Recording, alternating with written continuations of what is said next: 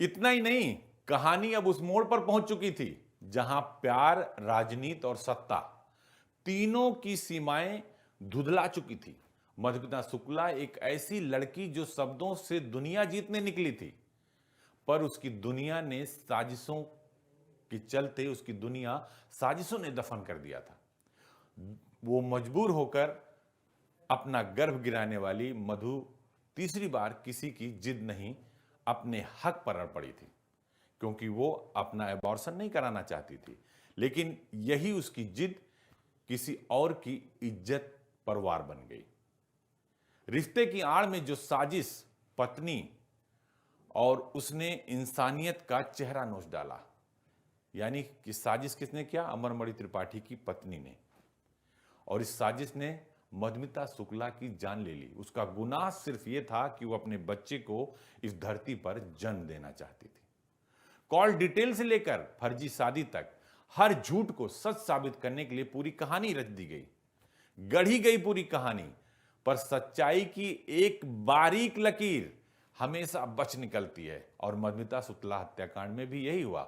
और वो लकीर सीधे अमरमणि त्रिपाठी के दरवाजे तक पहुंच गई, और अब अमरमणि त्रिपाठी का इस सच्चाई से बच निकलना नामुमकिन था। क्योंकि मैंने पहले भी कहा कि मधुमिता शुक्ला की जो डायरी थी और जो फोन था, उसने कई सारे राज को खोल कर रख दिया था। भले ही पुलिस अफसरों का तबादला कर दिया गया हो, जांच अधिकारी बदल दिए गए हो, पर सच्चाई को दबाया नहीं जा सका, क्योंकि उस वक्त के मौजूदा प्रधानमंत्री अटल बिहारी वाजपेयी ने इस पूरे मसले का संज्ञान ले लिया था और सीबीआई जांच का आदेश हो गया था।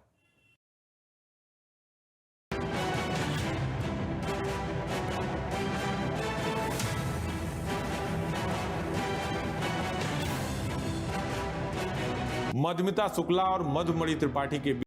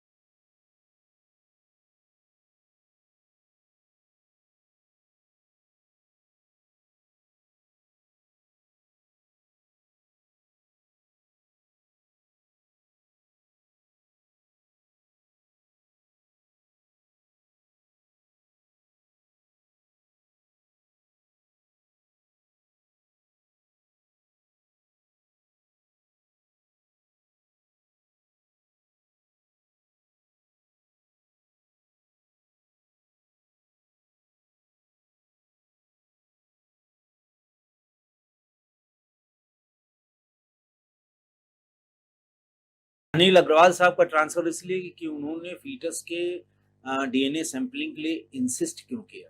मेरा तो बल्कि उसके दूसरे तीसरे दिन ही ट्रांसफर हुआ, क्योंकि जब उसने ये बताया था कि ये गर्भ इनका है और वो अखबारों में बात आ गई, तो उन्होंने, माननीय मुख्यमंत्री उस समय मायावती जी थी, उनको अमरमणि ये समझाने में सफल रहे कि साहब ये पहले से शिव प्रकाश शुक्ला के टाइम से हमसे दुश्मनी मानता है, ये फर्जी बात सरकार को बदनाम करने के लिए इसने बताई है कि मेरा गर्व है।